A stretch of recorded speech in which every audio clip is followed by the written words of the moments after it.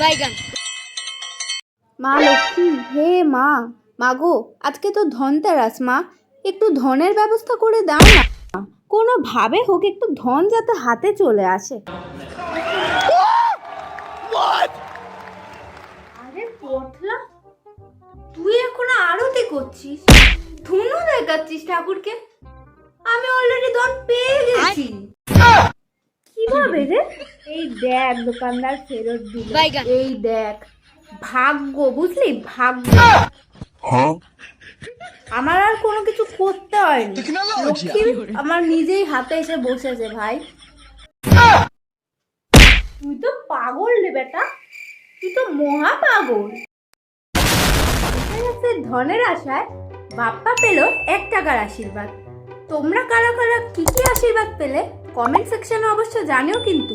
সকলকে শুভ ধনতেরাস।